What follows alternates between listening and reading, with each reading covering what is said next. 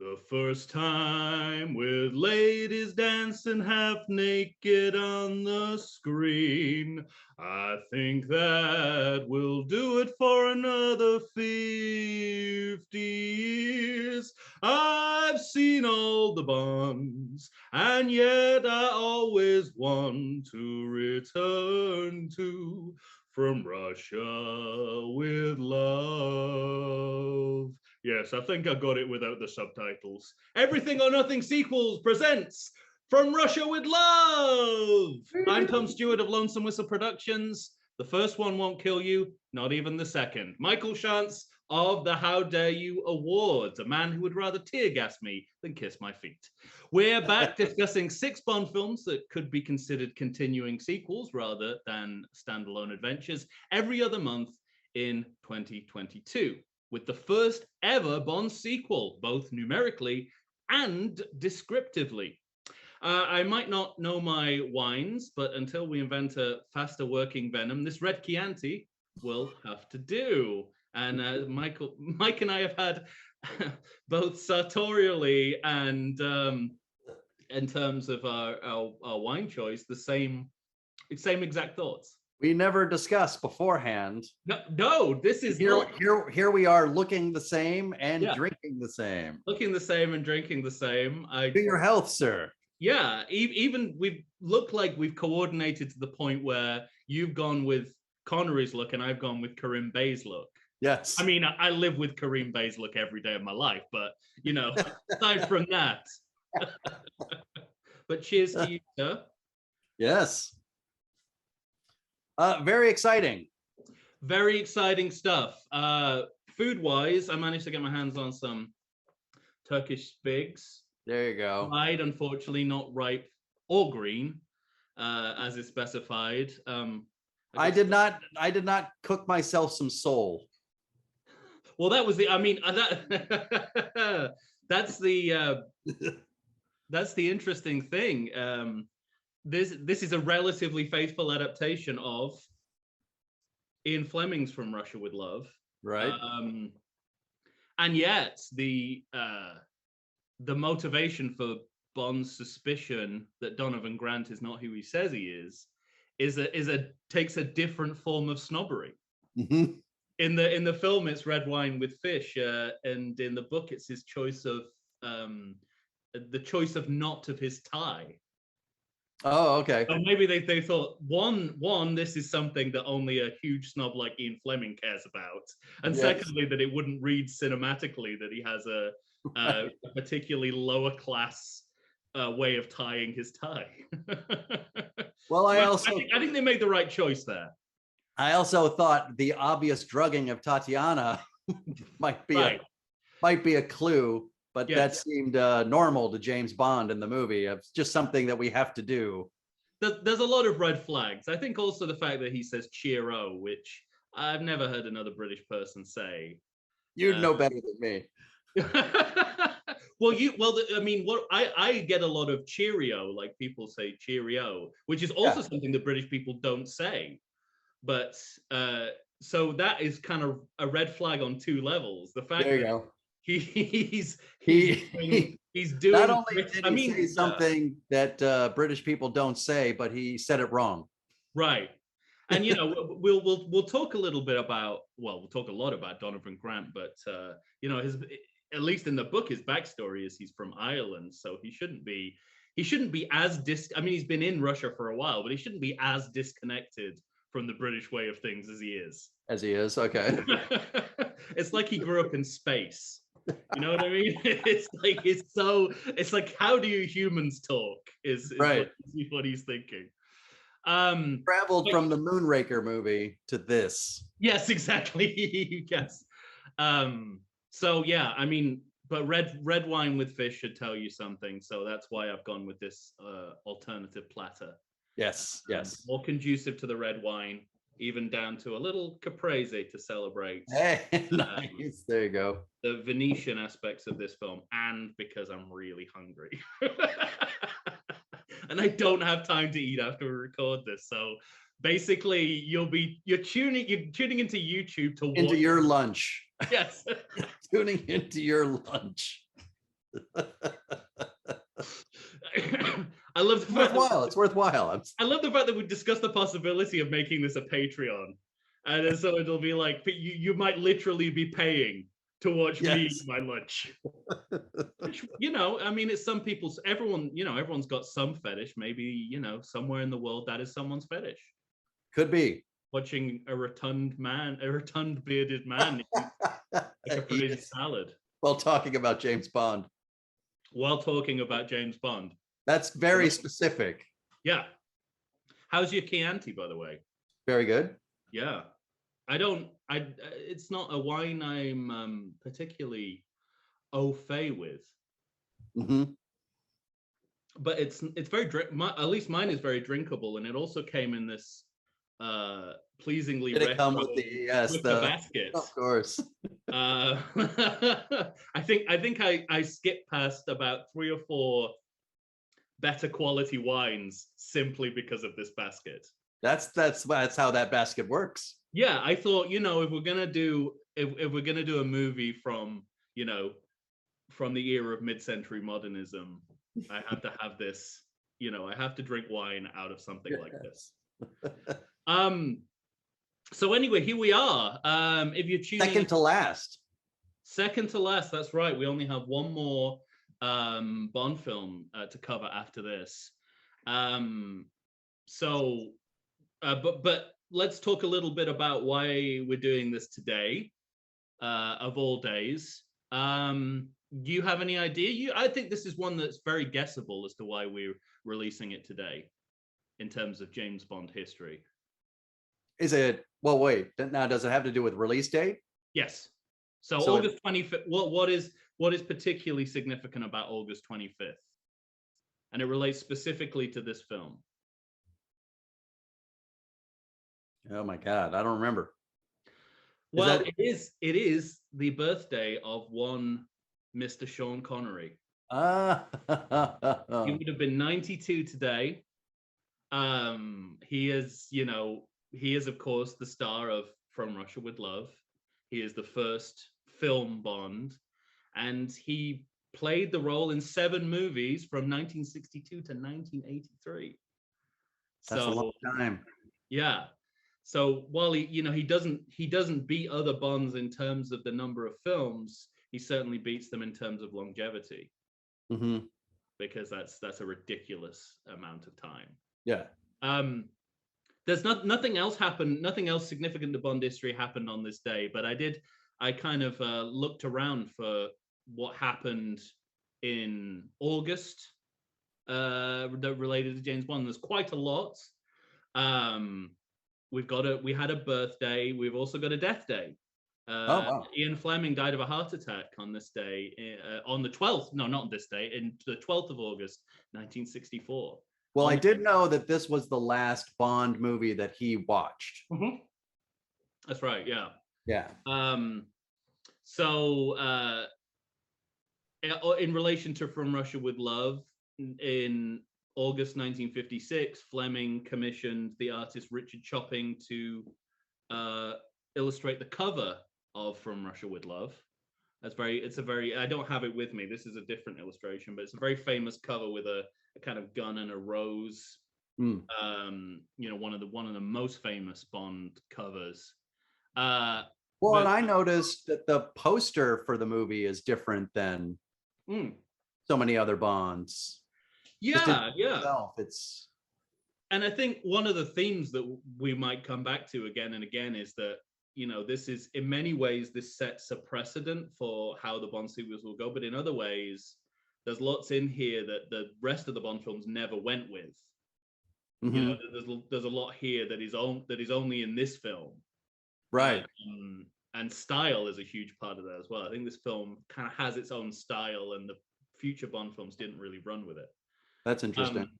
But I do think that this movie set a lot of precedent for future Bond movies? I mean, I think it's 50-50. I've got it as sort of like there's plenty here that you'll see in later Bond films, and there's plenty that later Bond films also ignored that perhaps might have been a bit better if they emulated this film. Well, we'll talk about that.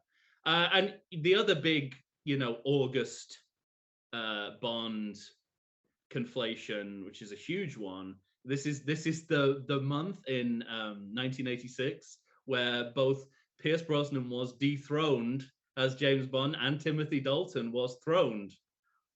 So Brosnan lost the part and Dalton got the part in the same month in 1986 August. As a result of Cubby Broccoli not wanting Remington Steele to be on the air while Brosnan was playing Bond. Right. Because I mean, the story is often told that it was the renewal of Remington Steele, which was largely a result of the popularity that Brosnan was getting from Bond, from having been made Bond. But it was Cubby Broccoli saying he didn't want him playing both at the same time. So it seems like it would have technically been possible to do both. I'm not sure I knew that. I thought it was the other way around. I thought it was Remington Steele putting up a huff. Well, I think seems like contractually they might have been able to get around it if Cubby Broccoli was game, but he said, nah, there's no way he's like moonlighting as with damn Broccoli's. Yeah. He basically didn't want anyone else to earn money other than him, including Sean Connery. Right. So there we are. So let's open. It's a 1963 film. Yep. Let's open up by talking continuity claims, and this is fascinating to me. Let's go. Yeah, I mean, for this starters, is all you, sir. For starters, it is very clear to me that this is and was intended to be a sequel to now. And what makes you say that? Is it? Well, I have Spectre. Right, Spectre's a huge part of that. So here are my continuity claims, but I do think we have to address the fact that I think this is clearly a sequel. First of all, I think the most noticeable, I think, looking back, is both a returning Bond girl and a returning Bond girl actress. Eunice Grayson as Sylvia Trench is in a very small pool here of returning Bond girls, and she's one of two. She's one of two or three that appear as the same Bond girl, and one of two who appear as the same Bond girl in chronology. So that's pretty big. Yeah, it's pretty big. Might not have seemed that way at the time. I think they just wanted to, Well, and for people, wanted a little bit of, they wanted, whenever he was in England, they wanted it to be with her. But looking back at it, that's huge because we rarely do it again. And when we do it, it's normally a different character. Is this one of the things you wish other Bond movies did? Well, I mean, let's look at when they've done it. The other time that they've done it with Léa Seydoux between Spectre and No Time to Die. I mean, I guess we'll talk about that when we talk about Spectre. Yeah. But Spectre's next. It definitely, what's interesting to me is that they don't reset. They don't reset it. Like she helps establish a timeline, like very evidently. Because through the dialogue of Sylvia Trench in the one scene in the film that she's in, she tells us the number of months since Bond went to Jamaica. So we have like a timeline, but we know exactly how much time has elapsed now in Dr. No, which is huge. We're starting off this movie has kind of given us a working timeline for this, like in-world timeline. For absolutely, yeah, which will then be completely abandoned. Yeah, right.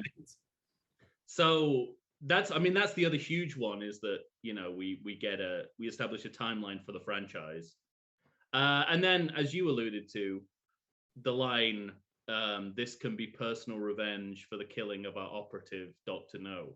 So part of the motivation and specifically why Bond is implicated in this giant Spectre chess game is because he killed a Spectre agent in the previous film. So but it's, you know, it's very much a tacked on. It's sort of like, you know, it's kind of presented in the movie as, and if you want like a personal reason as to why we might go after him, he did kill Dr. No. I mean, the line could have been written that way. It's sort of, it's incidental. Mm-hmm. But I genuinely think this film is sort of, it's clear to me at this point they envision this as something of a serial, or a series that would have serial elements in it. Or at least they'll like, we'll reference back to where we were. Yeah. I mean, you know, it's hard to say exactly the extent to which they wanted to do that, because this is only the second film in the entire series. Right. But the fact that they do it at all means at least that it was on their mind. Yeah, and the precedent for it, I think, is literary, because the Bond books, they generally end, if not on cliffhangers, on some point of ambiguity that's then resolved at the beginning of the next book. Okay. So I presume that's what they're alluding to here. However, they completely eliminate that from this particular book, because this book ends on a cliffhanger. Mm-hmm. And of course, the film From Russia with Love does not. So maybe that's where they drew the line in the sand, and from that point onwards, seriality would very much be an optional pleasure that was actually in the mind of the beholder. So let's and anything else to add to that? No, I mean, I just you know, watching it for the purposes of this show or our podcast, you know, I really had, you know, I really wanted to see what you saw, because looking back, I haven't seen this movie a lot, to be honest, and I hadn't ever seen this movie until I mean, a decade ago, maybe. I waited a long time to watch some Bond movies, you know, that just sort of slipped through my fingers for some reason. Was there a particular reason you didn't watch it, or was it just happenstance? I think it was just happenstance. You know, there were a few Bond movies that, you know, I think more than anything, like when I was a kid, this movie wasn't sort of in heavy rotation like Goldfinger was. You know what I mean? And that has, I think, so I had less opportunity. I wonder if that has a lot to do with how pre-formula it feels sometimes. Mm-hmm. Like it doesn't quite fit the exact contours of what would become the Bond film in many respects. And interestingly, neither did the book in relation to the other books. So yeah. But it's interesting you say that, because I know, you know, the one thing I noticed this time was a lot of things we're seeing for the first time that will be staples of the series, you know, Desmond Llewellyn and Q, and bringing all of that into the James Bond sort of vernacular. Into the vernacular, exactly. It's interesting, like you've given quite an intelligent, you know, historicized summation of why you might not have seen this as much as other Bond films. I gotta say, I the same as you. I haven't watched it that much. Oh wow! For a slightly more stupid reason. That's shocking to me. A slightly more stupid reason. Okay. For years, I thought it was Never Say Never Again. Somehow I associated the opening scene where Rosa Crab punches Donovan Grant in the stomach after he gets a massage. Somehow in my head, that was a scene from Never Say Never Again. So when I would see it pop up on TV, I go, oh, I'm not watching fucking Never Say Never Again. It's not really a Bond film, and turn it on. And I was like, and I think about that now, and I think about sort of like what a way! That's a pretty magical amount of arrogance. Robert Shaw, of all things, you know what I mean? That's fantastic. So we all have our reasons for not seeing this movie. Some stupider than others. Well, speaking of precedent, let's start before the beginning. Yeah. With the cold open. Yes. Because, I mean, there's no doubt about it. This absolutely sets the precedent for the Bond cold open, because Dr. No doesn't have a cold open. Right. It goes straight into the inciting incident. Well, not just that, but Well, maybe I'll save it. There's so much to talk about in this movie, and the influence I think that this one movie has had on culture at large. When you're talking about Mission Impossible movies, and this cold open specifically related to go that. ahead, talk about that. I think that's hugely relevant. And I mean, I was going to save it, but obviously the scene after this or shortly after this with Spectre talking amongst themselves about why they're doing what they're going to do. Yeah. Like all of it is just like you see what was in Mike Myers' mind for Austin Powers. I mean, it's writ large on this movie. It almost makes it, because Austin Powers, because he did what he did with Austin Powers, it almost retroactively makes that scene comedic. Yes, I agree. So, but specifically in regards to the cold open, it's it's a lot of fun to watch. I mean, I also had True Lies vibes. Yeah, completely. Sort of Schwarzenegger, walking outside an estate and that kind of thing. And you have the cat and mouse aspect, and because Robert Shaw's Grant is there and he's sort of stalking him. Yeah. And you have no sense that there's anybody but these two men looking for and stalking for each other. I did think there's some weird edits when Shaw kind of walks past him for a moment and Connery shoots, and the edits make it difficult to figure out. Well, you know who's behind the editing in this film, right? I don't remember. Peter Hunt, director of On Her Majesty's Secret Service. Okay. Man who likes to cut unnecessarily. There you go. Favorite thing to do. So that I think that explains that. All right. But at any rate, out of nowhere, we have what's clearly Sean Connery walking around the estate, and then Grant manages to get his watch wire. His watch wire, and he kills this man. And who's the end of film? James Bond's dead. Can't do anymore. Right. And who's number one? Who's the Walter? It's Walter Gotell, who is General Gogol in the later films, but he's not General Gogol here. Okay. That's one of my character. But he is number one, right? He is. Did they say he's number one? They never say it. I think I just assumed because he's an intermediary. He's a buffer between Spectre High Command and the Grunts. Because Kleb is 3. So the Grunts. Kleb is 3, and the chess player I think was 5. So we're missing 3 and 4, and I just assumed missing 2 and 4, and I assumed he was 1, but he's a little too hands-on, I think. Because he's out there in the speedboat at the end. I don't think number 1 would be chasing Bond in a speedboat. But even just that idea of the numbers, because that's such a part of like I said, it just makes it all retroactively very funny. But at any rate, that character comes out, and the lights come up, and it turns out this was all just a training exercise. And now what was clearly Sean Connery has this ridiculous mask on that they sort of pull off, and that in itself is deliciously comedic. Didn't you think though that they did a pretty good job with the makeup to suggest that this isn't quite a face? Like, what do you mean? Like beforehand? Like they've actually because when you see him, it's like he looks like a ventriloquist. It looks like a Sean Connery ventriloquist dummy. I'd have to go back and watch. Makeup, and it's like if you rewatch it, you go, it's obviously a mask because there's something wrong with his face. That's funny. So I think they actually paid attention to that. But the first time you come into it, you believe it's him, at least temporarily. Yeah.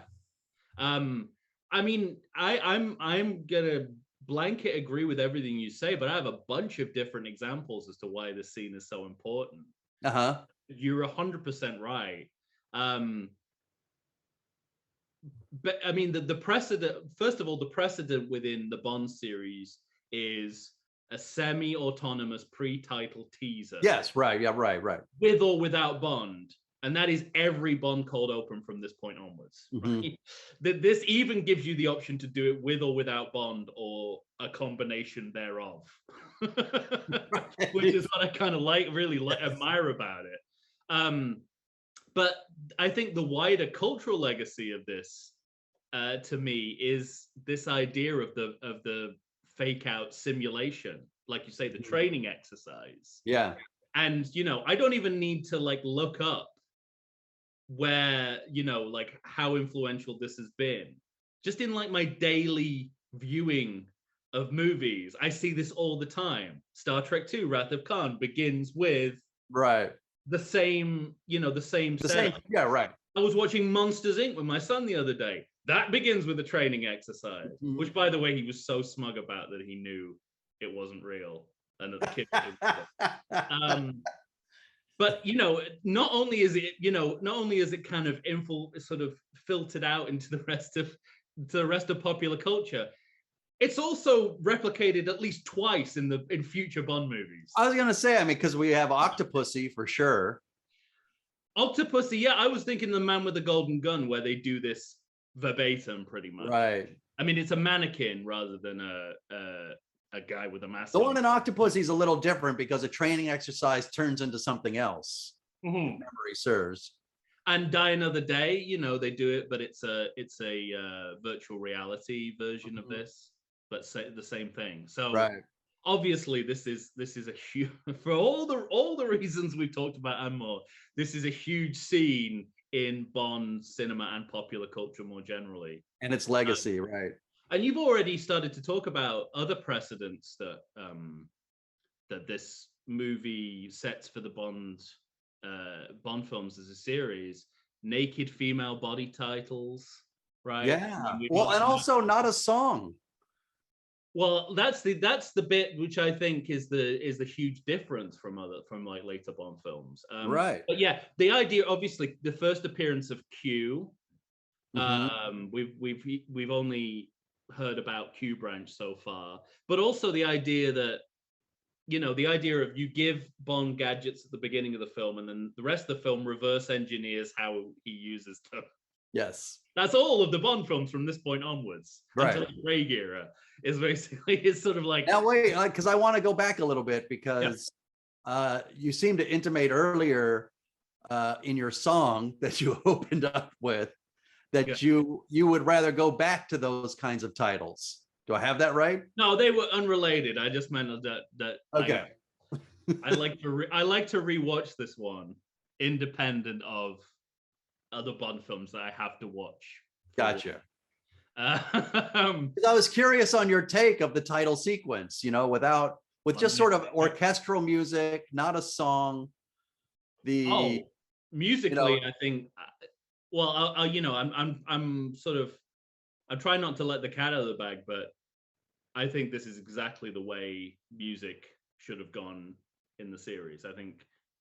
I have no idea why they reversed it and made the vocal track at the beginning and then an instrumental at the end. This makes way much more sense to me. Okay. I love it. Why is that though? Because well, I suppose, the glass half empty version is if you get a shit theme song, you could actually, a singer you don't like, you don't have to, it won't ruin the title sequence. It'll just credits. There's always been something so magical to me of cold open ending and ding, ding, ding, ding, and then song starting and I understand that. I think it's maybe it's just the amazing work that John Barry's doing. But music is generally treated differently in this film from the rest of Bond films. The biggest difference for me while we're talking about it is the Bond theme used as an incidental piece of music. Yeah. Really get that again when he's just like standing in the hotel room. Yeah, and it's there was a joke that I cut for time from my one man Bond, which was Sean, in Sean Connery and as Bond in From Russia with Love, going around this hotel room trying to figure out where the theme tune was coming from. It's exactly at the moment he's looking for bugs in the hotel room. Yes. And they actually they lean into it because the music gets quieter and louder depending on like how close Bond is to it. So they're obviously playing with this idea. But yeah, just this sense of like, you know, wherever he is, this music follows him around like it's a sitcom. You know? on the nearest available speaker. Yeah, and you know, the way it comes to be used in future films is very much as it punctuates the action. You know, Yeah. It's how we know. And you know, when we're introducing new Bonds, typically when you hear that bit of music, it's like now he's become Bond. Right. So it's used in ways that this movie doesn't use it, and it's interesting because your association with it as a piece of action music comes from that. But there's no reason why it can't just be this like, you know, music that follows him around. Right. But it's funny because there were you know, several moments within this movie, like I said, like the Spectre scene kind of retroactively became funny to me because of you know, all the three movies of Austin Powers, but also in that title sequence, for some reason, like with the shaking tits and the shaking bellies and the shaking asses, to me, it was like James Bond version of the Truffle Shuffle from Goonies. Like, yeah. You know, so there were several things on this watching that just started tickling me in that way. It stood out. Historically, I'm glad, you know, I'm glad that by the Craig year we got away from the naked bodies, and it kind of got to a pornographic level where the point of no return at one point.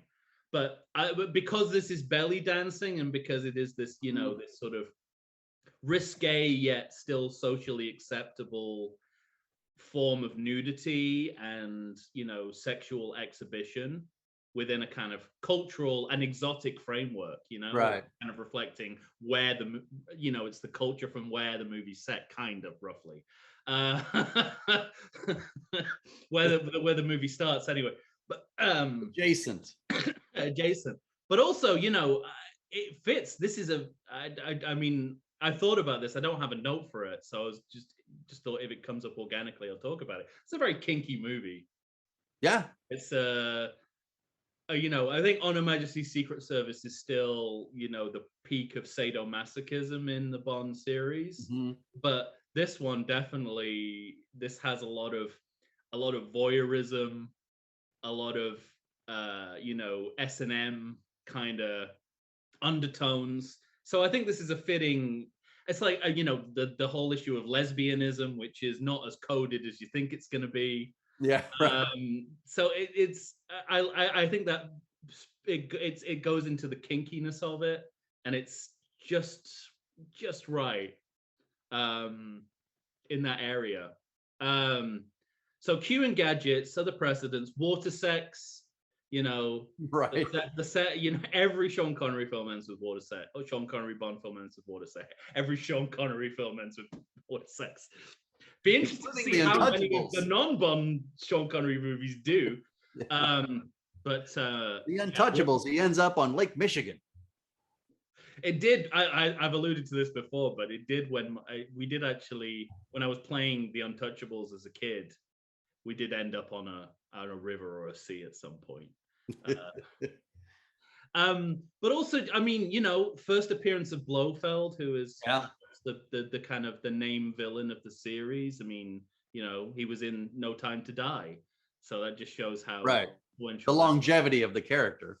And you know, the archetypes of the ally and the henchman are kind of engendered here a little bit, and then you know, the idea of a sort of not quite a jump scare, but the sort of the villain, you know, a henchman coming back at the end when you think everything is, when you think the villain has been defeated, and you remember that there's like one lone wolf out there who still wants Bond. So all those things are kind of, this is the first time for them.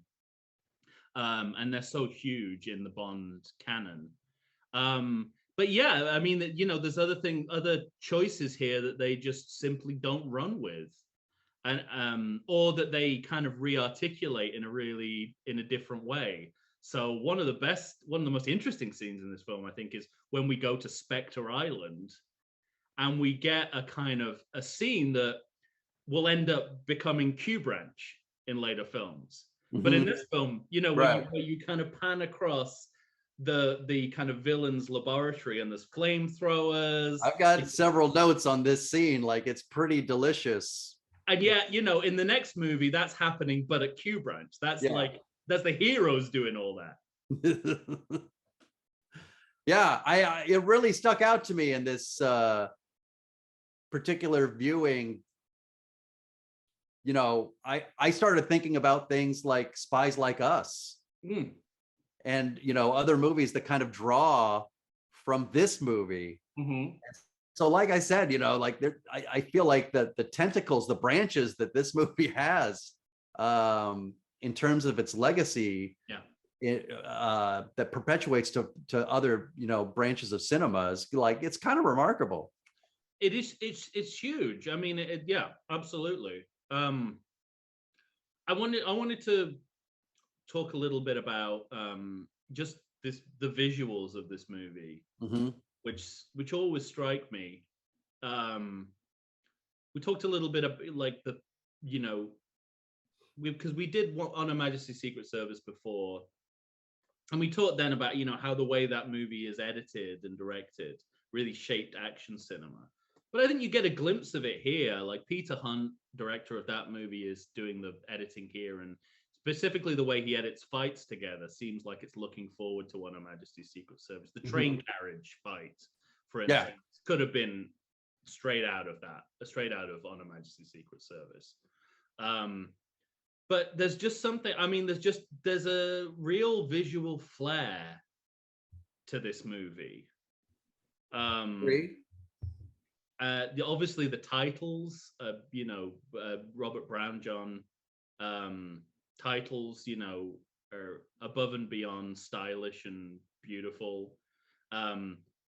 Just like little things, like having when the bomb explodes, there's this kind of purple light, smoke, and it's sort of like it's such a I don't know, gaudy choice. Well, it's visually it just elevates into something a bit more artistic and creative than a bomb. There are plenty of moments in this movie where I noticed like they were able to save themselves some money, but still make it visually interesting. Yes. And you don't usually it's in sacrifice. Yeah. It's. But that purple light moment is one of those moments, and the helicopter crash at the end. That I felt the same way about that, where you're spending some money to blow this thing up, but you're not gonna watch it hit the ground. Yeah, exactly. And simple things like there's an elevator wipe at one point. In the hotel scene, and something I noticed for the first time was like one of the taxi cabs that he uses has a chessboard design on the side. And so just all these little touches, flares, that really touches. The sort of I don't know if later Bond films really care quite so much about that stuff. I don't necessarily think Dr. No was that interested in that level of visual cynicism and kind of kitsch. Sure. I mean, certainly not as kitschy as the next movie, as Goldfinger, but we're starting to see that ramp up a little bit. Yeah. I mean, you have one or two great. Dr. No is mostly about great set designs. The kind of great Ken Adams, and we have one or two here that are just stunning, like the chess final. Oh, so cool. I mean, but again, it's not hugely showy. Right, it's an incidental scene. I took it as showy. I took it as giving the movie scale. No, that's what I mean. It's not. I don't think it is showy at all. I think it is just like, here's a nice room in which this rather incidental scene happens. Yeah. I guess that's the Terrence Young also directed For His Sins Thunderball. And I guess he pulls the same trick when they go into the impossibly. And you hate that movie. When they go to the impossibly grand room for that briefing, it's a similar sort of. I mean, that's a more important scene. But that really, yeah, it really stood out to me. What also really stood out to me is that like how self-aware a movie this is. Not about necessarily itself as a Bond film, which is what happens later, but as a piece of film, as a piece of filmmaking. Like there's they talk about themselves, we're being filmed. There's a kind of motif of that, of them being caught on camera. Very early on, you get Sean Connery signing an autograph for Moneypenny. Yeah. Which is obviously referring to this huge fame that the Bond and Connery in particular has started to experience. The end credits have a fantastic, the end, not quite the end. Yeah. There's tons in the, there's tons in them with the camera that's also a tape recorder. There's tons of references to this being a film within the film. And I think that's interesting because I think it's distinct from the later self-awareness, which is, nodding a wink to the audience because we know the conventions of the Bond film. This is more about like, hey, look at us, we're playing with the conventions of cinema. Yeah, right. Something that I mean elevates this a little more in my mind. I don't know what you think about that. No, I mean, I agree with you, and I noticed a lot of that. Like when I really started to clue into it, I noticed the signing of the photo. Yeah, Tatiana. And then the camera on the ferry. I was like, oh, that's interesting. We seem to be talking about two things at once. I mean, it's a Q branch kind of a thing where you get to open up the panel and you say, I'm taking a picture of you, but I'm recording. But on top of that, there's this idea of the James Bond series is going to be something. You know? And this is highlighting that. This is talking about that a little bit. Yeah, and I guess also how, that sort of, I mean, well, I was gonna say that it's a symbol of, it's not a symbol of, it's just what it is. It's like there's a porn movie that has been made in the world of the film that people are trying to get their hands on. Right. And this is in the early 60s where there were, not only obscenity laws making that kind, making a film like that illegal, but there's a huge trade, especially in Soho in London, an underworld of people making these kind of illicit, pornographic movies. And it also seemed like something Bond would keep as opposed to throw away, doesn't it? Well, I mean, it's kind of interesting. It's one of the areas where just going from like 1957 to 1962, the same plot device doesn't really work, because so much in the book is made of how like professionally embarrassed Bond is going to be with a Russian agent. But by 62, that a little bit of permissiveness has opened up in society. Right. This doesn't seem like the natural way that you would try and get to a British agent anymore. You know what I mean? That's interesting. I mean, it would still be a scandal, but I feel like, those kind of scandals would be kind of laughed off a little. I mean, obviously, society's still pretty pure. Well, it doesn't, specifically with James Bond, it doesn't sound like a scandal. Right.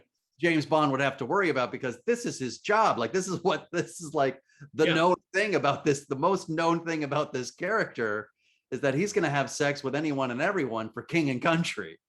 Well, exactly. And this speaks to how kinky a movie it is. Yeah. Because, very early on in the movie, we see like two heads of state. I mean, obviously Rosa Krebs pretending to be a head of state, but as far as Tatiana knows, she is working for the Russians. And both of them, like, unapologetically pimp out their agents. Yeah. Like, and it's not coded. They sort of no, yeah. go out, you know, go and fuck her. He hands a photo and says, it's like, what would you think of having sex with this one? Yeah, it's like, you go fuck him, you go fuck her, and we'll see if we can steal a piece of, you know, espionage hardware in the middle. Yeah, of it. exactly. And I just, you know, it's code like breaker. And even in that same scene with Tatiana and Rosa Kreb, you know, obviously because of the stereotypes and the caricatures, you know, Rosa Kreb is a lesbian, but you see her like fondle Tatiana in a way that, I mean, it doesn't. That's explicit. Lesbianism. It's just you know, she's just sexual harassment. Yeah. And it's just hand on the thigh. Yeah, and it's interesting. Like, I don't remember those moments being as clear cut as they are. I remember, you know, I just think, you know, I don't remember those exact moments, because then the lesbianism is completely undeniable. It's not simply about the fact that she looks like a caricature of what homophobic people thought lesbians were. History. It's the fact that she's actually groping Tatiana in that scene. Right. That's how the movie's telling us she's a lesbian, and I think it's just because she's a lesbian because she's lecherous. Right. And I think it is, you know, I don't think you would have got away with this even in the late 50s. Mm-hmm. It's just so, I mean, it's so blatant. In a way that's, you know, gives the movie a kind of extra. It must have been a really raunchy, racy movie to see in the early 60s. That's interesting. It felt like you were watching something really adult. And it still does, but, you know, maybe in the wrong way now, but it still does. Yeah. No, you know what I mean? You're right. Yeah. Well, I'm glad we agree on that. I'm glad I'm not attributing far too much artistry to this movie. But some of it, and, you know, speaking of films and filmmaking, it's a very referential movie as well. Like, this is the beginning of this is where Alfred Hitchcock enters the James Bond canon. Dr. No feels like, I mean, Dr. No, one of my favorite Bond films, hands down. It feels like, I've said this before, it's Dragnet in Jamaica. You know, it feels like it gets its structure from the police procedural. It feels almost like a television pilot. Right. It was at one point. This feels more cinematic, largely because it's Hitchcockian. Like the sequences that are taking directly from North by Northwest. Yeah, no, oh yeah, you're right about that. With the helicopter the tape recorder scene that we've already talked about is, I mean, I know this because it's my favorite Hitchcock film, and I don't know if it's a popular enough Hitchcock film for it to resonate, but a scene from Notorious between Cary Grant and Ingrid Bergman, which is more or less pretty much exactly what happens in that scene, and it's the same character dynamics completely. It's this mistrust and sexual tension. Yeah.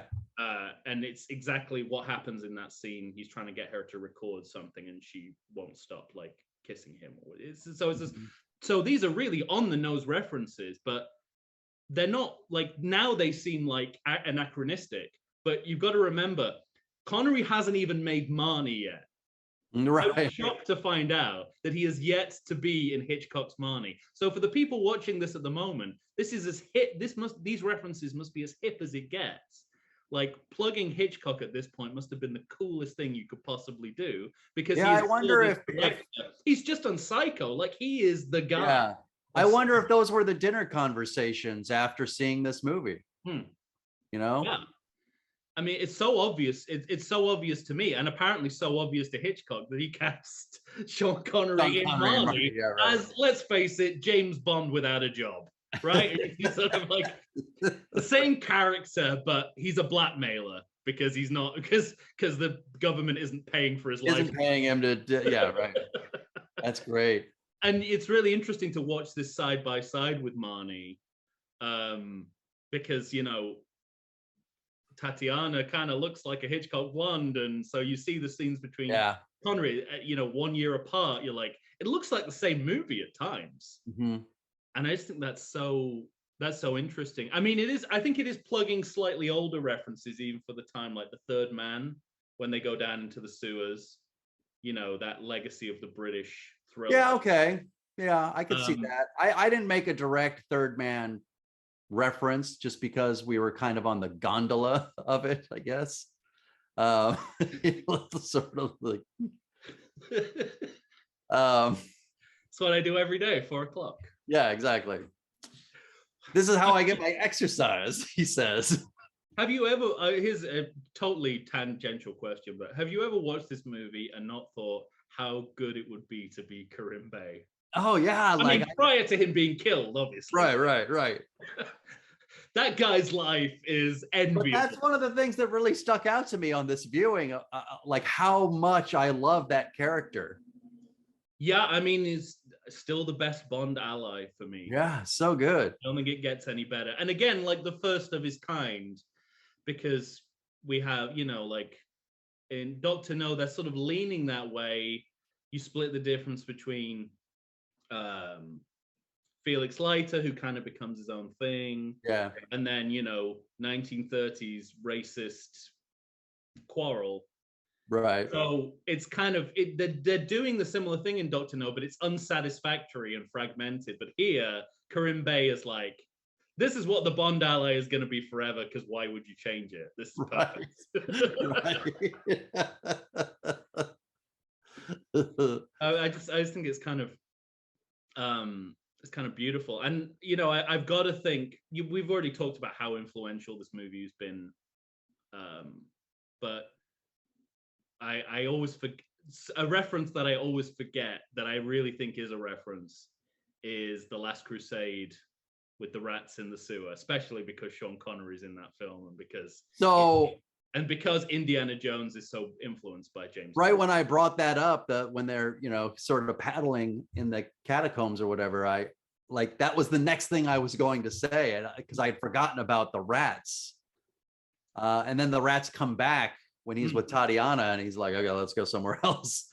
And like, it's got to be a reference, right? I mean, that's you know, that really stuck out to me when I watched it this time. And I can't remember ever having a conscious thought before, which is strange to me. So, you know.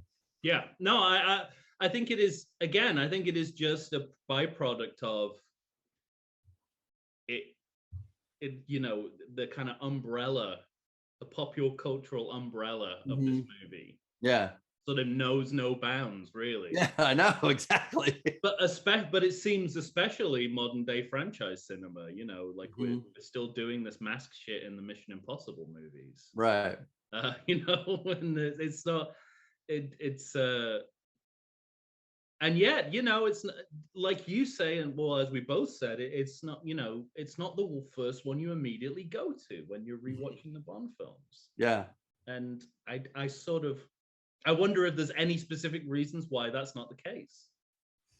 And I think there really is something to the idea of that it's everyone thought it was Never Say Never Again. Well, I think you're on your own there. But just the idea of it not being in heavy rotation like some other movies have been from the Bond. I mean, it's such a high quality. Yeah, it's strange. Film in its own right. Like, yeah. It would, I mean, it would cleanse the palette of like the worst Bond film for you.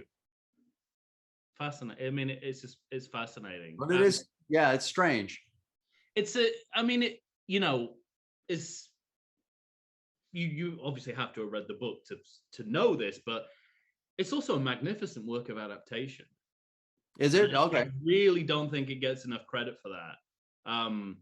Because they had to update this book from 1957 at a time when, you know, the main threat in the Cold War was in a period of escalation. You know, well, yeah, because we're right near the Bay of Pigs, right? At this time. Right. But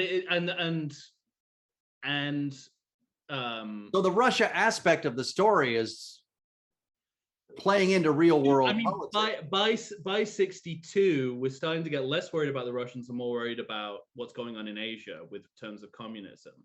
So that historically, I mean, even M even says it in the film. He says, you know, the Russians haven't been up to their tricks lately, and that is the film tacitly acknowledging that it's anachronistic to make Russians the villains in the way that they would have been in 57. You know, it's in that period, you know, after the Cuban Missile Crisis and the Bay of Pigs, where, you know, Khrushchev, and there's a period where Khrushchev and Kennedy, before he was assassinated, they're starting to communicate, you know, on a kind of, there's a somewhat of a detente, and a lot of optimism about American-Russian relations going forward. And I think this movie specifically doesn't want to fuck with that by putting in something that might look like anti-Russian propaganda. Sure.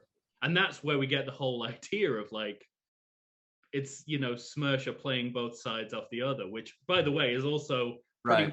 I mean, it's so many, every time Spectre appear for the next 10, 15 years, this is the plot. Right? This is right, exactly. Playing two superpowers off each other, or three superpowers. But it's just it's so interesting, like facing the adaptation challenge of, oh, we can't do this story in the present day. We either do it as a period drama or we find some way around it. And it's something that I haven't always liked in the past. Like traditionally, I was like, kind of wish they'd stuck with the Smersh plot.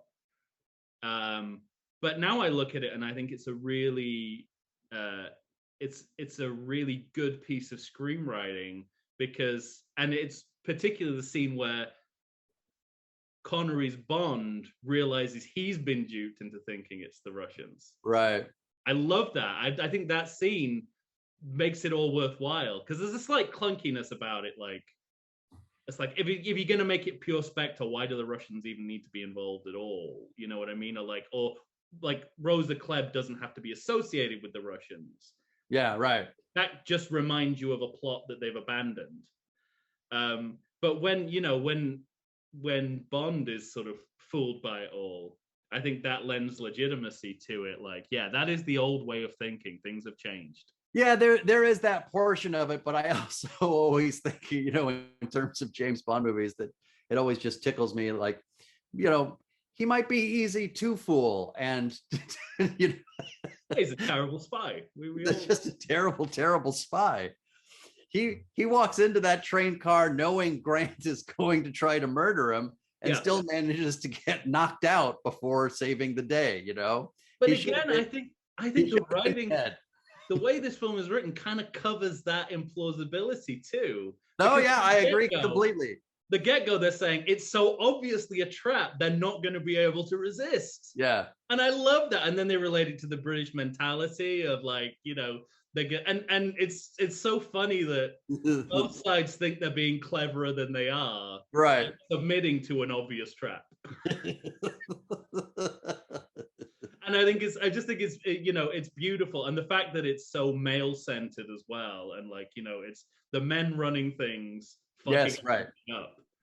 You know, that reminds me of a question I have for you in thinking about Sean Connery as James Bond, and, you know, this sort of cements him as James Bond. And then as I was watching the movie, I kept thinking about, well, for instance, there's that famous interview with Barbara Walters, in which Sean Connery kind of famously said, yeah, if a woman's out of line, it's okay to smack her around. And it feels like that attitude is so prevalent throughout his performance in this movie, especially how he treats Tatiana. And I'm wondering, like, what's the cross section to you? Is that more Ian Fleming and his writing of Bond, or did Sean Connery bring some of that to Bond? Like where do they meet on the peak of the mountain? Like, are they right at the top, or, you know? I think it is. You know, it's a meeting of minds, you know. Right. Like, you take class out of the equation, and you would imagine that Connery and Fleming would have probably got along. Right.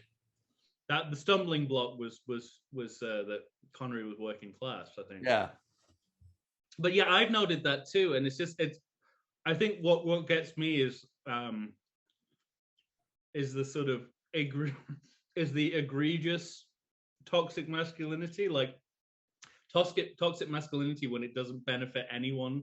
So on two occasions, like when Tatiana's drugged and he's trying to get her somewhere else, like there's not justifiable violence, but within the context of the scene, you're like, he has to be a bit rough with her so she wakes up, right? Right, so she can get off the But train. he doesn't need to keep saying, I'll leave you here. He says this kind of so like, that's not helping anybody. Wake up or I'll leave you here. I was like, that's just threatening behavior. So it's really funny, like when it's totally, because most of the time it's justified in terms of the plot, or there's a character reason behind it. Yeah. Like, I mean, he a lot of the time it's about his mistrust of, he knows that she's lying to him, and it stops being this kind of fun game when Karim Bey dies. It's like, now you tell me, and I was sort of like, well, that all kind of makes sense within the storyline, right? Slap her around, but that's where we're at. And then there's times when it's just like he's just getting his kicks from saying something nasty. Yeah, that was the other thing. Drugged. Yeah, because the other thing I took away from this viewing, I noticed how it's like she shows up naked in his bed. Yeah. And from that moment on, she had not met this man until that moment. Mm-hmm. And that moment had a specific purpose, which was to seduce him. Yeah. And yet, it felt like magical storytelling, because it was like from that moment she was under his spell, and she's under that spell for the whole rest of the movie. But you're always asking yourself, why? Why does she like this man? There's no reason for her to like this man. It's kind of it's interesting. You mentioned like magical storytelling, and I wanted to ask. We'll move on to that. I'll ask your opinion about that. Okay. Because to me, like a multitude of storytelling sins are covered by the idea that this is a chess game. Mm-hmm. They set out that metaphor like right from the get-go. Right at the top, right. And everything, so in your mind, everything becomes move and counter move, right? It does, but the thing that's interesting about Bond, because we just talked about this, is like he gets caught. Chess is all about seeing 24 moves ahead. If and there are moments where it doesn't feel like Bond is doing that. So there's also the metaphor ends up falling flat. Right. I see what you mean. I mean, it stops my, it's good for me as a way to sort of like just, it clicks a switch in my brain to go, yeah, it's all the chess, like none of it makes sense, but it's all the chess game, right? Right. And if I knew how to play chess, I probably understand what was going on. I think that's what I do in my brain. Like, but the opposite side of that is like, if you're gonna do that, and then kill the chess master with 20 minutes of the movie to go. Yeah, exactly. What's that part of the movie supposed to be? And true to form, it's just he didn't see that coming. But true to form, like those scenes after Kronstein dies are kind of formless. Mm-hmm. It just sort of like it's just back-to-back action sequences until the final scene. It's one of my notes that like we go set piece heavy at the end of this movie. Yeah, and I do want to mention this because one of the most curious things about this film is that it's clearly a good film. I think it's a great film. Mm-hmm. Why the hell is this not in my top 5? Bond film. Probably because you're a weirdo. You got honor. Oh yeah, I mean, Secret Service at the top of your list. Let's ignore the obvious for a while, for the sake of conversation. But then I think if I was to say one thing as to why this didn't breach my top 5, and still doesn't, although it's right there. I mean, it is. It's right there. Oh, is it at 6? Yeah, it's like a goal. It's like a fish coming to the surface for food. It's like it's right. Anymore, and it would be. It wouldn't be able to live. It's actually that's a perfect metaphor for this movie. Yes, fighting fish, doesn't it? I was gonna say. I thought that was totally irrelevant. It's that 10 minutes of action filler. Like in the third act. It's like, I mean, it's interesting in a way because but isn't it interesting that that's the part that you're saying, like, that's the part I don't like, but that's probably the part that, like, those set pieces are the part that the audience at large really like, and have ended up filling Bond movies throughout, you know? That was exactly what I was gonna say, is that perhaps they learned the wrong lesson. Yeah. Because I look at this now and I love everything around this, but I really despise those two sequences, both being back to back and them kind of being there at all. What are we talking about? The helicopter and the boat? Helicopter and then the boat. It's like it's sort of, and again, if you compare that to how lean and taut Dr. No is, it does feel like filler. Like, you really don't need this. You could go straight from the train, the fight in the train, to the hotel. Right. And it would be about the length of Dr. No, and you wouldn't lose anything narratively or in any regard. And it's kind of, and maybe I'm also looking at it through the prism of Thunderball, because that's Terrence Young's next Bond film. Right. And he got used to this lack of brevity, and now he can't stop himself. He's sort of like, no, let's have another underwater sequence, and let's make this one even slower than the last one. So this is an alarming trend towards self-indulgence that starts here. Right. And it's a really fine line in this movie, because I generally like how leisurely it is. That's part of its charm and appeal, and the book is that way too. It's a third of the book before Bond even appears. So that tells. Oh, is that right? Yeah, that tells you what kind of movie they're adapting.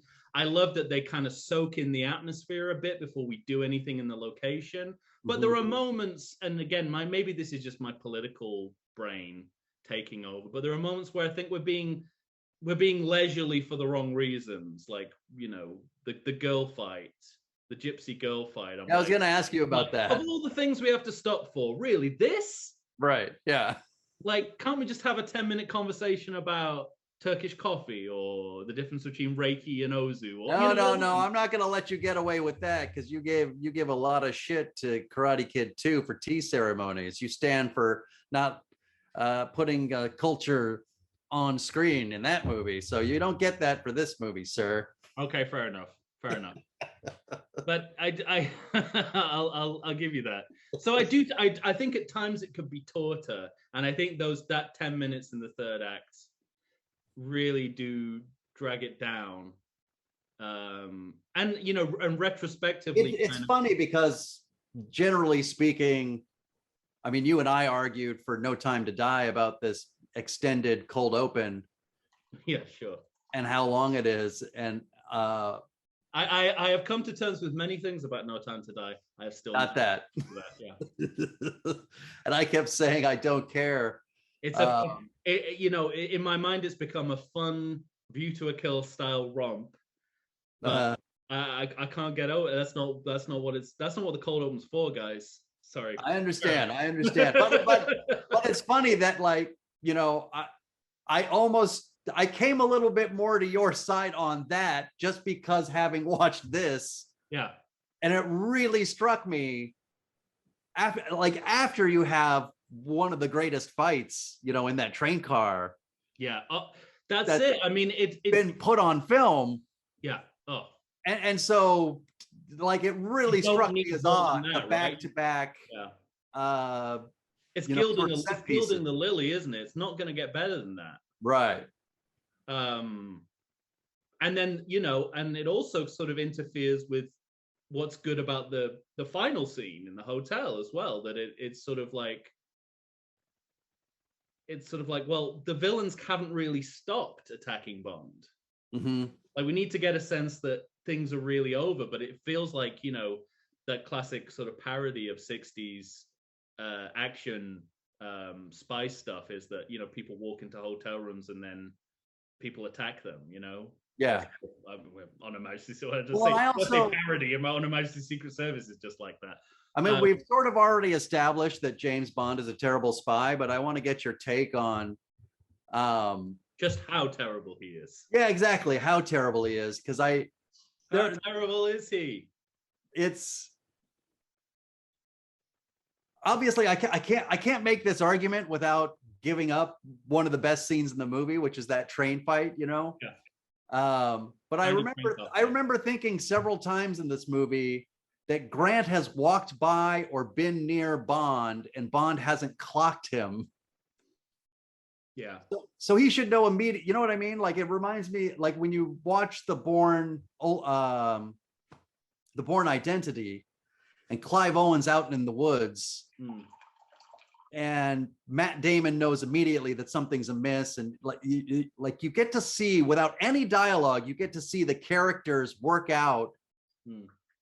You get to see Matt Damon work out, knowing or figuring out where Clive Owen is and how to get him. Yeah. Because they're both at a level of spyness, if I may use that word that's not a word. I like it. And I kind of wanted that in this movie. I wanted James Bond to clock Grant. I wanted him to be. He's not a spy. Yeah. You know what he is? He's a full-on fucking serial killer. Right. Yeah. And you know, it's really interesting because the book goes into a huge amount of detail of Donovan Grant's backstory. Here it's just, you know, they're flicking through a folder. It's like, oh yeah, he looks like a psychopath. Okay. But you know, what I do like about this movie though is that you get the sense of that entire background from the one extended scene in which Shaw is talking to him. Like, it's all there in his performance. Okay. I'm gonna say a lot of say words. I'm gonna say a lot of drastic things. Okay.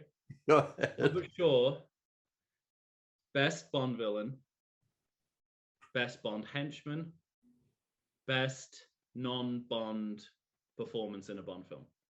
I don't disagree with. Okay. I'm glad we're on the, I mean, it is, to me, it's undisputable, right? Yeah. Indisputable, whatever the word is. it's unspinous. It's you know, it's just, I mean, my God, I just, to me, it's catastrophic that he's not remembered, but you know, a character like Jaws is. I won't go that far. Why'd you got to bring Richard Kiel into this? Well, I love Richard Kiel. Like, you know what? But I'm just saying, like, as great as Richard Kiel is, like Dave Bautista, leave Richard Kiel out of this. You know, as fantastic as Odd Job is, I guess I'm just upset that I agree. Grant is not on that level with them. Yeah, and it's upsetting. What you said is absolutely right. We've got like pages and pages of serial killer backstory. By the way, the first literary serial killer, Donovan Grant. Interesting little side note. All right. That absolutely comes across through silent performance. Yes. I actually think Kronstein is doing a similar thing. You learn a lot about Kronstein in the book. They never say it in the movie, but the performance in the movie tells you everything you need to know. But he defines the mold of the Bond villain and the Bond henchman. And, you know, I go as far as to say that, you know, if you're looking for a precedent for Daniel Craig's take on Bond, I would go straight to him. There are some eerie moments in this film where you could be looking at Daniel Craig. Yeah, right. It's something I've been pushing. Wow, that kind of just blew my mind. I know, like whenever I say that to people, like now that normally I expect people to go, "That's fucking stupid," and every time I've said it out loud, a bunch of people have gone, "Oh my God, yeah!" And there's a photograph that I use of him in the train car, and I'll be like, "Tell me that you didn't for a second think this is Daniel Craig." Yeah, wow. So I mean, I think that is a testament to just how incredible the performance is. And you know, it's a performance with so many obstacles, right? Because you have limited dialogue, right? Limited screen time, and you have to suggest this huge psychological backstory. You have to be an effective villain. You have to be an effective henchman. You have to make it all count. And you know, I think probably the best acting moment of any Bond film is the moment that Robert Shaw says, "You get down and you lick my feet." Yeah. I mean, it's just, or you kiss my feet. It's like, Right. oh my, it's like that's probably one of the only times in a Bond film where you feel genuine danger. And it all comes Right. from acting and characterization. This Well, guy doesn't have like a spider in a cage or right. a you know, like a moat full of sharks. It's just him. He's scary. What Yes. he's Well, doing is not just scary. that, but he also, so that's the menace of the man, but I also like the line before that, which is sort of the intelligence of the man, but a different kind of intelligence when he's saying, Bond, yeah, you know the wines, but you're the one Yeah, on your knees. on your knees right now. Yeah. Fantastic. Love it. Which is, you know, it's great as well because there's a class element in there as well, like, right, which, you know, obviously was stronger in this one, but in the book. mm-hmm. But again, it's sort of like, you know, there's more to pick, you know, there's more. Well, and it's that, you know, it's doubly interesting when you consider when you juxtapose Bond's class with Sean Connery's actual class. Yeah, exactly. Yes. Yeah. Yeah. It's like Connery himself would agree with Grant. It's so true. It's so true. Well, let's talk a little bit about Connery. Okay. Because he's the star of this film. Indeed. Now, you know, I've described myself in the past as a Connery phobe in relation to the Bond films. And I just want to put that in context. So Sean Connery is one of the great film stars of all time. Mm-hmm. No argument from me there. He absolutely established James Bond. The series literally would not exist today without him. He's given the first 3 Bond films, he gives 3 great performances, and they're 3 in their own ways great films. I just want to give some wider perspective, which is that at some point Bond fandom is just going to have to accept the next 3 to 4 Sean Connery Bond films are duds, and he's not very good in them. Right. I mean, it's like, this is something that Bond fandom will not accept. Mm-hmm. And we really need to, because it doesn't take anything away from Connery. No, right. Like, he established Bond. It's funny you say that, because I remember 3 flawless performances. Yeah. This one. Well, it's funny you say that, because I remember, you know, I think I've mentioned on the podcast or in this series before that when COVID hit, one of the things I did was over the course of less than a week, I watched every single Bond movie. I was just watching Bond movies, just day and night, you know. And like I said, there were some that I'd never seen, some that kind of slipped through that I had just never watched. And I had seen this one, but I'd only seen it like once, and then I rewatched it for that. But one of them that I hadn't seen was Diamonds Are Forever. And I remember watching that movie and I was like, man, whew.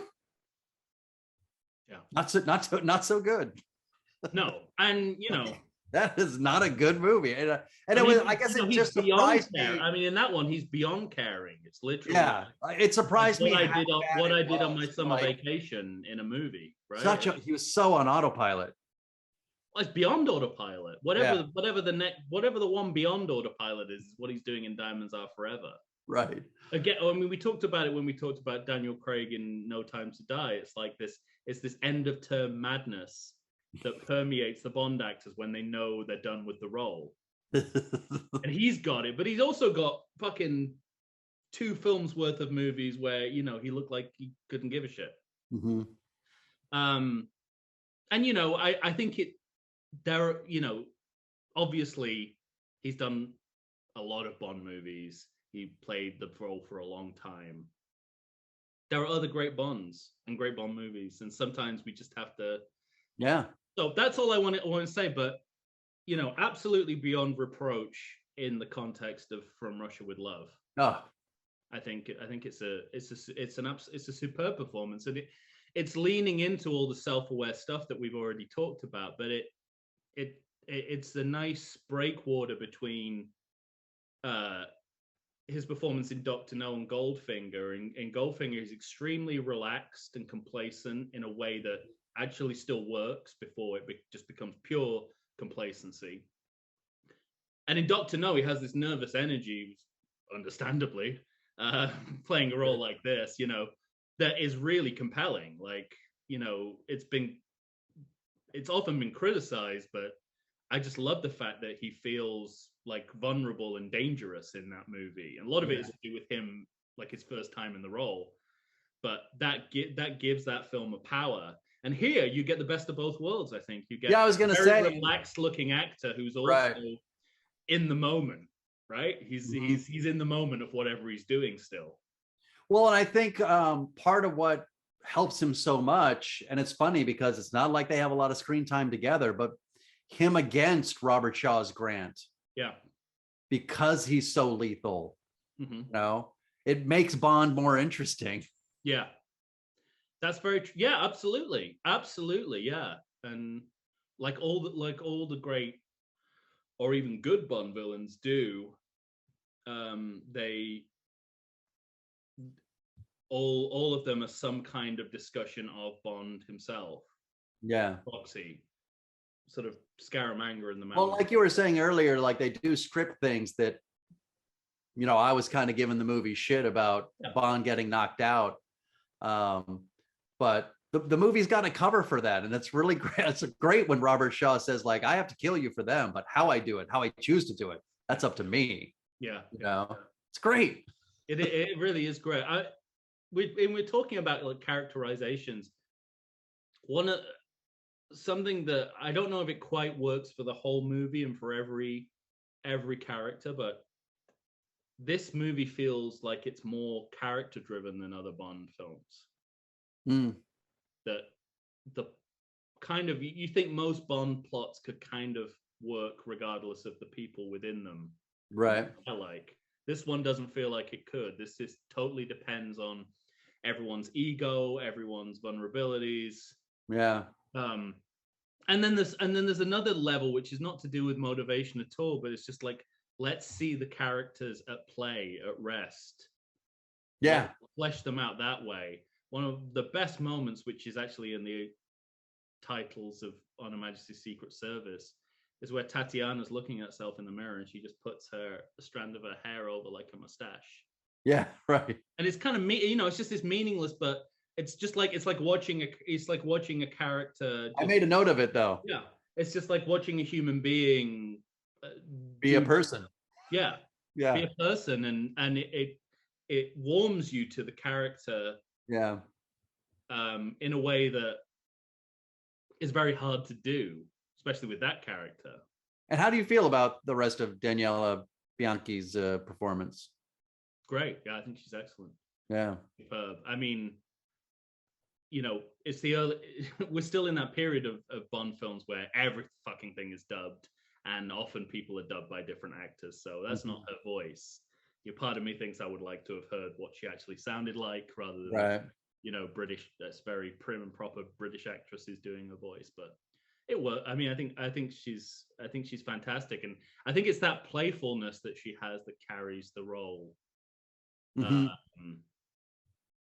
it's not that she's being represented in any kind of progressive way at all. No, but it's when you juxtapose it against other Bond girls, it's to me super interesting because, like you said, like there seems to be a veneer for other Bond girls of how sexy you must be.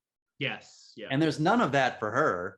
Right, and there's not a facade of that. She's naturally sexy.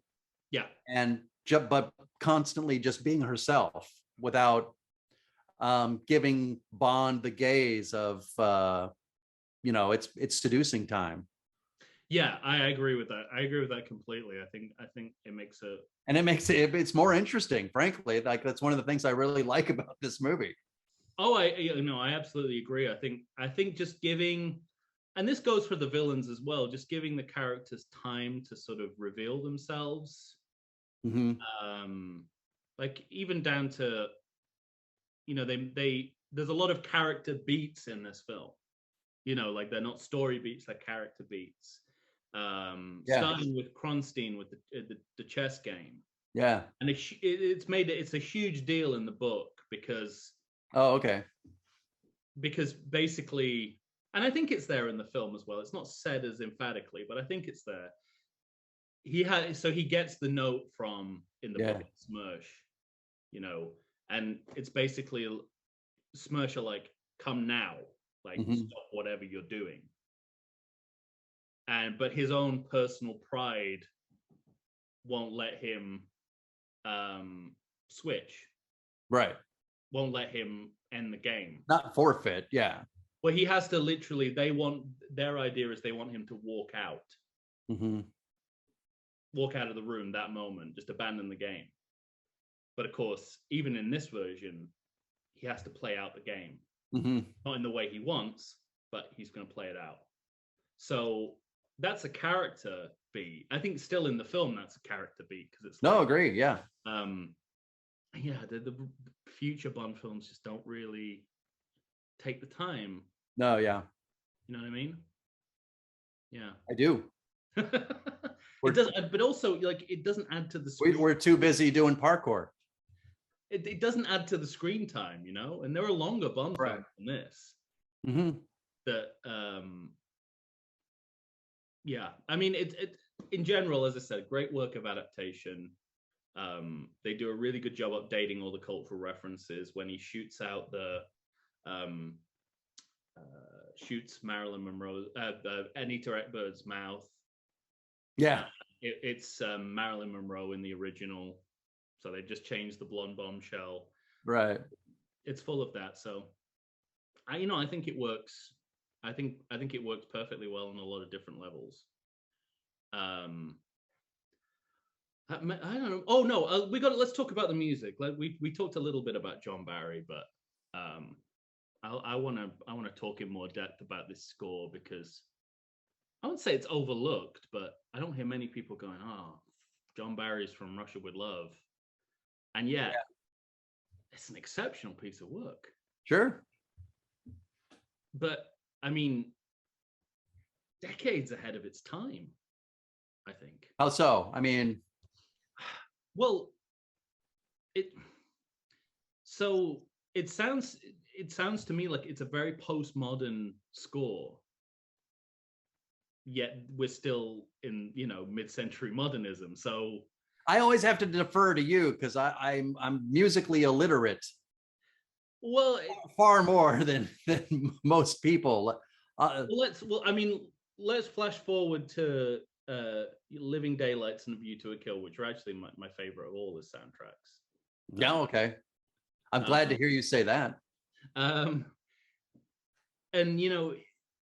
if you look at those two movies, it looks like what John Barry is doing is taking what he knows about classical film scores and then adding the music of the time to it. So there's, it's like traditional scoring plus synthesizers in Living Daylights. Right. In View to a Kill, it's a heavy metal guitar added to the traditional Bond sound. And you look at those and you go, oh, there's a composer who can keep up with the times. And then I look at From Russia with Love, which is 1963. It's like, oh, he's doing the same thing in 63. That's interesting. Because he's leaning into Eastern European and Russian folk music and classical sounds. Yeah, I definitely got that. But he's also plugging the new electronic studio sounds, like the harpsichord that is absolutely wailing in that instrumental title sequence. I mean, that's what George Martin and the Beatles are doing, or actually haven't done yet, but that's what they're going to start doing in the studio. So it's not just John Barry in the 80s is able to keep up with what's going on in the 80s. He is literally riding the line of doing it a couple decades before that. And that feels very postmodern to me. It's sort of like mixing old and new, high culture and low culture. Also just, stuff that seems very, very contemporary, like having the having the theme song as a piece of diegetic music in the film. Mm-hmm. Like you can hear Matt Monroe's From Russia with Love on the when they're on the boats in boat, yeah, in Oxford, and it's just like, God, when was the first time we did that? mm-hmm. Can't have been that long ago. Like it like, is this the first time? It might be the second or third time. Mm-hmm. It sort of feels it feels big. And then within the Bond canon, there's so much in this that Bond soundtrack artists are still taking from. Like, I mean, it seems to me that like each of like Thomas Newman and Hans Zimmer and I mean, David Arnold's a bit different because I think he's much more of a John Barry kind of fanboy. But certainly Thomas Newman and Hans Zimmer, like they hone in on this one thing, this one aspect of the soundtrack, of the John Barry soundtracks. Like with Thomas Newman, it's da da da da, like it's just ad nauseum through Skyfall and Spectre. Da, da. And that's hit, like that starts here, but I mean here it's integrated into the whole a bit more, but and obviously Hans Zimmer's got, had his On Her Majesty's Secret Service fixation, which is great. I mean, of course, it's like I'm no fan of Hans Zimmer, but like any man who could go, okay, On Her Majesty's Secret Service, the best bit of music from this. Well, say what you will, but but like that's what I would do if I was in charge. I'd be like, yeah, you remember that score that was flawless? Let's do that again. So I think it just feels. I just think it's insanely good musically as well, and added to the fact that they use the Bond theme in a way that isn't necessarily what we're used to. I really like that. I know I made several notes about that this time, and I noticed that and kind of dug it. I think the great thing about this film is we're still experimenting. Before, you're right. Before the boilerplate emerged, in visually music, they're benefited by the fact that this is only the second movie in the series, and so they do get, by the time you're 25 plus movies down the line, maybe you could play with it, but it feels more like you can't. Certainly not in the way that they do in this movie. Well, I think this kind of a movie is exactly what the series needs. Mm-hmm. Just a really solid story in its own right that doesn't really think about what came before and after. Yeah. I mean, that's it. Or what will come after. Yeah, I think there's just something about like living in and breathing the atmosphere of what you're making. Yeah, it really stands up about this movie, and some of that is hard to manufacture, obviously. Sure. It's you can't go to the set on day one and it's like, we're only going to make this good if we live and breathe this atmosphere that we've yet to create. Yeah. It's like that's hard, especially now when I mean, I don't know, they've got fucking years and years to put these things together, so it shouldn't be too right. But whatever. This is the other thing. Dr. No is 1962. This is 1963. Right. It's just a year later. You're right. And it's not like Sean Connery isn't working on other stuff, right? I mean, it kind of feels like there's no excuse for like like not making this kind of film, almost, because it's not because they had more time. Mm-hmm. It's not right. Because they didn't, they had the book to adapt, and like they're trying to rush out another Bond film to capitalize on the popularity of the character. So it all works. It's all those things that usually lead to bad movies, and yet it is a very good, possibly great, just below top 5 Bond movie, which I still don't understand. What are your top 5? I don't want to say now because I'll look even more ridiculous. We know On Her Majesty's Secret Service is at the top. Okay. And you know the next one down, right? What is it? Living Daylights? Living Daylights, yeah. Okay. See if you can guess it. It's more fun. Ah, damn it. I've told you another one. You have? On the show, yeah. For Your Eyes Only? Yes. Okay. These are not in order, by the way. Well, On Her Majesty's Secret Services. Can you guess the other two or no? Goldfinger isn't one of them, is it? I don't think so. But Dr. No. You're not that sane to put Goldfinger in your top 5, is what you just said to me. Exactly. But is Dr. No? Yeah. Okay. The fifth one. I think it's probably one of your favorite Bond films as well. GoldenEye? Okay. Now, From Russia with Love should be somewhere in that list, right? It's hard. Yeah, that's tough. That's tough because it might replace For Your Eyes Only. Huh. Or GoldenEye. I don't know. But, well, anyway. But we have, because I, like you, unabashed on both Living Daylights and GoldenEye. Sure.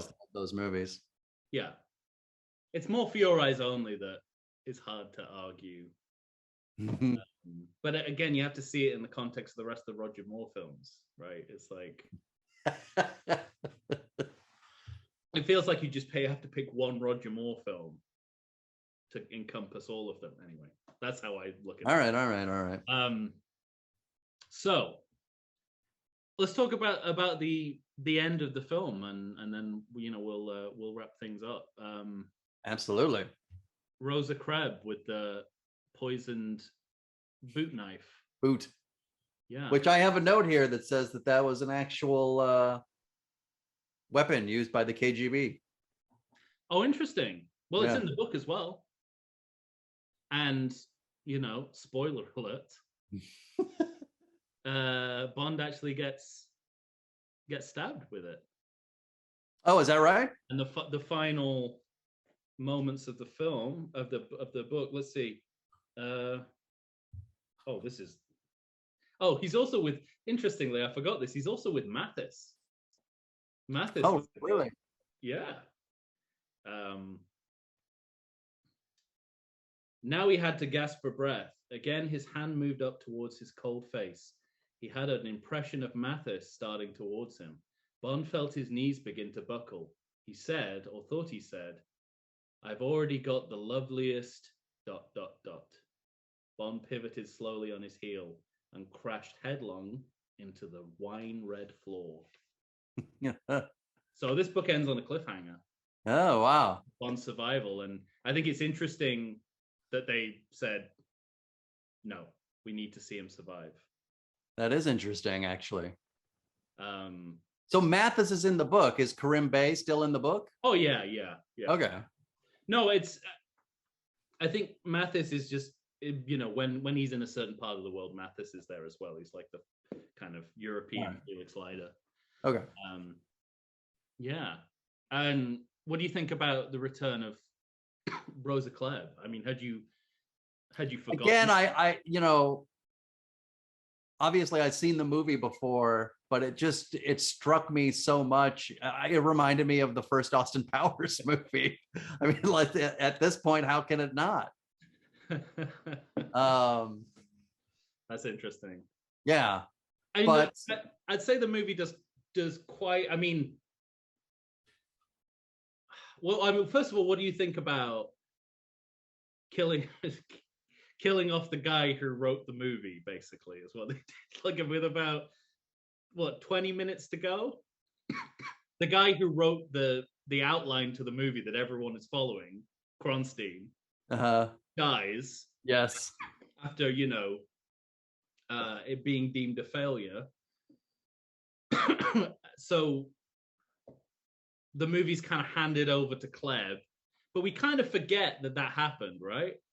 Does the movie? I don't know if the movie needs that. Does the movie need that scene, that late change of the central villain? Would it have been stronger without it? Is it? Like doesn't Kleb feel more central in the first place because we're seeing more of her? You know, she's the one recruiting Tatiana and that whole bit anyway. I'm remembering she's now the that one inspecting Grant. Like she feels like the more important person of the two, even though it's his plan. She's putting it in motion, I guess. Well, I mean, that's the other part. It gets a bit, you know, it gets a bit clunky when you're adapting from it being Smirch, because they're both like high level Smirch consultants. Right. But here it's the sense that, you know, Groza Kleb is like the one with military experience and the one with like hands-on experience, and Kronstein is just this sort of hobbyist. Yeah. You know, sort of hanging out with, you know, he's a master chess player, he's hanging out with Spectre for something to do. So it's slightly different. I think in the book they feel like more on the same level. But I seem to remember there was like a draft of the Solo show where that scene in which Blofeld like decides which one he's going to kill, like which one is more responsible for the plan failing, that it was like the apprentice. That it was, and that's exactly what that scene is, isn't it? It's like it does feel like you're fired. Yeah, it feels like it's like those boardrooms, the firing scenes in The Apprentice. It's sort of like, you know, do you fire the person who didn't sell, or do you fire the project manager because they're ultimately responsible? It's like, it's just like that. It's so funny. That's funny. But it's kind of, I mean, that's the third act of the movie is strange. I love Kleb coming back. Obviously, yeah, for sure. It would have been stronger if we had like 5 consecutive minutes where Bond wasn't attacked by someone. But but it's kind of, it's it's sort of interesting. And I suppose we get like the first sort of, well, we had it a little bit. We had it in Doctor No, you know, they're out on the ocean. They get picked up by Jack Lord and his and the American Navy. And they, you know, they let the rope go and they just drift into the sea. And so this is a kind of sequel inversion. I don't know, not quite an inversion, but like a well, yeah. What do you think of that whole Venetian gondola ending? Well, like I said, well, first going back to Kleb, the one thing I really like about that scene is, to me, what I noticed in this viewing is it does not feel like a sure bet that Tatiana's going to save him. I like that. Yeah. Well, they have that look between them, don't they? And she shakes her head like, no, this isn't me. Yeah. But yeah, she has to come back into the room, doesn't she? But if she has to come back into the room. And it does feel like, to me, it felt like she was going to be under the spell. It was like, you know, Kleb had said, you're going to do everything I tell you to do, or I'm going to kill you. Yeah. And so that's where the Russian stuff kind of pays off, I think. I think that's easier to buy. Yeah. Spectre are private enterprise. Whereas Smirch are, you know, ideological state force. Right. You know. But you know, grip is stronger on the agent, I think. Yeah. And then going back to the Venetian scene, you know, like I said, like you said, it's a bigger deal in the book, the idea of this sort of porno movie that they made of Bond and Tatiana. I don't know if it's a bigger deal. It's just I can imagine it being feeling much more scandalous in the late 50s. Okay. Because there's like, you know, I think what I'm trying to say is that, you know, the average British person would still be shocked, but they'd also know you could take a trip down to London, go to Soho and pick up one of these. You get see whatever you want to see. Yeah. I guess for me, you know, it's one of those things. It's kind of a good Bond joke, but I don't see it as more than that. You know, with Connery sort of pulling the film out and looking at it, because it's never presented in the movie as a problem for Bond. No, you're right. Yeah. You know, we have them in the room, and then we cut to, you know, Kleb and who's in there with Kleb? Kleb's in the viewing room, right? So there's a mirror above the bed, and they're filming anyway. And there's sort of a pan out, and you see the video, and so it's this moment where you think, uh-oh, Bond's in a lot of trouble, and it's never, never comes up as trouble for the whole rest of the movie. Exactly. Yes. Yeah. It's really interesting. I mean, again, so it's like, you're glad, I guess, he should be glad he got it back, but it didn't feel like it mattered that he did. No. And it's interesting what you're saying, because even in that moment, it's sort of like, it's the prelude to a joke, because it leads to the, oh no, that's the tape recorder. Sorry. It's the kind of the same. Well, that's the thing. It feels like it's meant as the button on the movie as a joke. Yeah. But it seems like it's unjustified, because this, like, Connery's Bond seems like the kind of guy who would just keep it and watch it himself. Yeah. Like his personal archive. Maybe he has divers ready to recover it. Exactly. But the moment I was thinking of, which is I think comparable, where it feels like it should be, and maybe this is part of the fun of the movie, the sort of the caperish part of it, the sort of sexiness of it, mm-hmm. Which is where they're I guess broadcasting. I don't know. Is it no, they're listening to the tape that's been sent. They're not listening to it live, right? It looks like they're listening to the recording that Bond is making of Tatiana's. But he would have sent that off, and then they'd be listening to it afterwards. They're not listening to it live, are they? It seems like they are, but they're not. No, I don't think so. I took it as he sent it. Okay. I don't think even Bond could wiggle that technology in his 62 live broadcast from across the continent. Yeah. But it all just kind of all roads lead to the joke of, well, there was this time in Tokyo with them, and then he rushes to turn off the machine before he hears it, which is like, it's fantastic, and Bernard Lee performs it really well. It's also very uncharacteristically M, which I kind of like, because we know so little about him except that he's kind of gruff to Bond. Right. It's nice to have this little bit of character color, that he might be a dirty old man as well, in his spare time, because we know nothing. Bit of a prude. Yeah. Well, that's pretty much everything I had to talk about. Is there anything else that you wanted to cover? What about a credit check? Because I've got one credit check note. Oh, well, you do that then. We're in the mirror universe here, so you go and do it. Wow. Well, the one thing I noticed, I really liked that they listed Blofeld, but with a question mark for the actor. I thought that was delightful. Do you know who's doing the voice? I don't. I can't remember the name of the actor, but he is the actor who plays the scientist, the geologist in Dr. No. Oh, wow. Okay. So obviously playing a different character. We're not meant to think that. Right. Yeah. I mean, if it was today, it would have been, oh, he survived death and he was secretly the. He's so back mad. then, they didn't think it was just it. Guaranteed, it's just a fun thing to put in the credits, right? That's funny.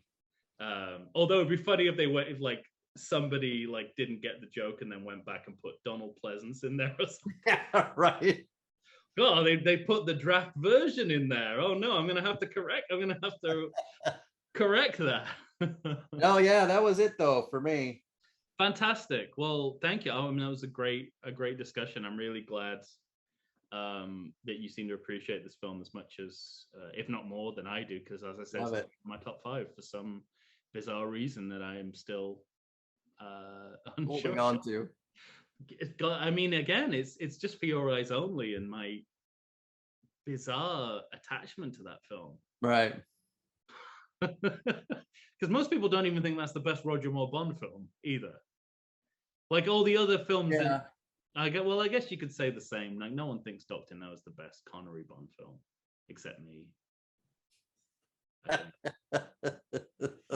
So yeah, again, common denominator is I am wrong. Um, but that's all we have. Well, Ne- we know what comes next, sir. Yeah. Now I understand why you wanted to get this over with earlier. Right.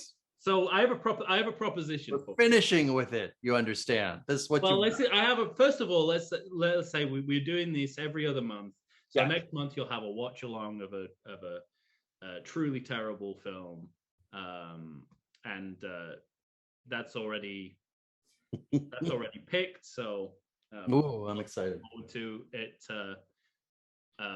Might almost be seasonal as well. Ooh. We'll see. Well, Halloween 3. we will do that one day, but not until it becomes free.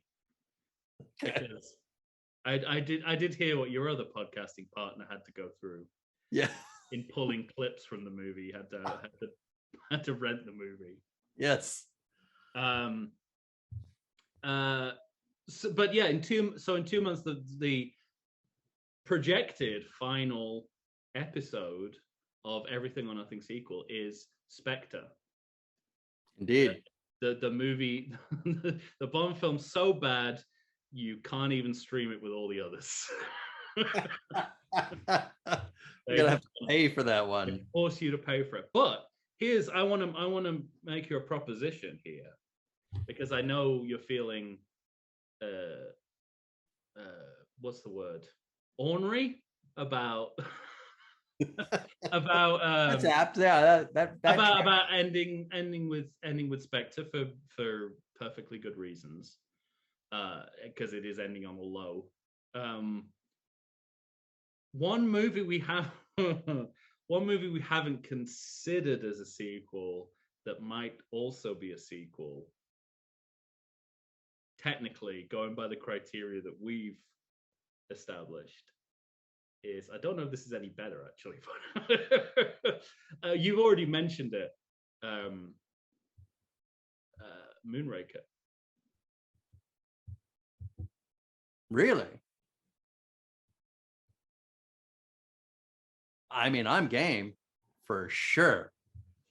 Yeah, I mean, that's my what it would do is you wouldn't have to end with Spectre. I like that. And you get the pleasure of seeing me talk about one of my least favorite films of all time. And I not just Bond films. Well, worst ever Bond film. I mean, just get that out there. But yeah, it's dire. It's a piece of shit. But you know, I swore, I'm doing this for you. I swore I would never watch Moonraker again. Oh, then we absolutely should do it. Okay. And you know, that'll be because that finishes out the year for us too, doesn't it? Finishes out the year. That's what I'm thinking. December. We finish out the year, December, Christmas time, at least in Britain, that's when we watch Bond films. I love it. And it's typically a garbage one. Yes. Like Moonraker. Yes. Okay. I thought that would take the sting out of the yellow menace of Spectre. I have a lot to say about the yellow, as you know. Well, there you go. There's an What's wrong with that movie? It's too fucking yellow. There's an early Christmas present for you, and a early Christmas. It's a Christmas miracle.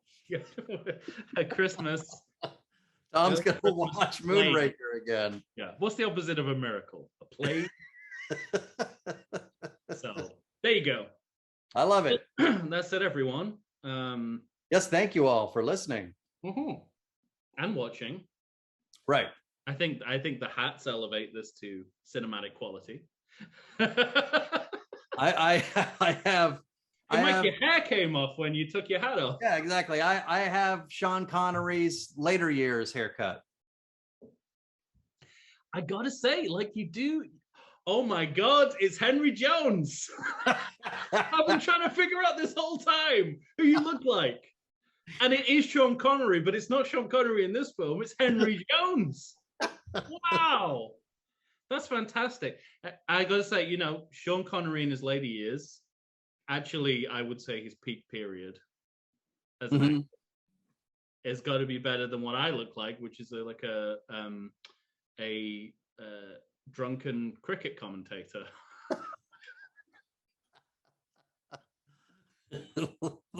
I think you look fantastic. Thank you. You're very, very kind.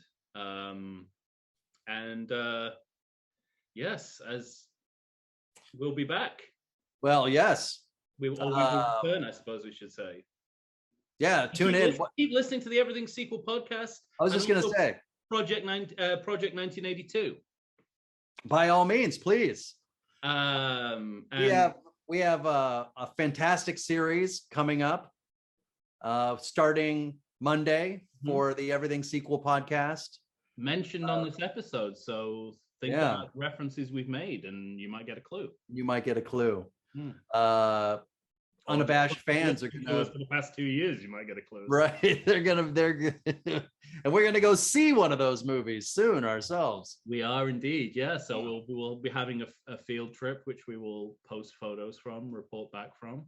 Yes. I don't know if it'll be as eventful as the Rocky, as the Rocky IV. Rocky versus Drago. Well, a lot was discovered there. I don't know if we'll discover quite as much this time, but it'll certainly be a good time. All right then. For Tom Stewart of Lonesome Whistle Productions, Michael Shantz here of the How Dare You Awards. Until next time, everyone, to your health. The red one, the red kind. That should have been a red flag. When he said the red kind of wine. I don't think anyone's ever referred to it as the red kind of wine before. Right. I think that might have been the point at which he should have just stood up and shot him in the middle of the restaurant cart. I'll have the red kind of wine. Bang, dead.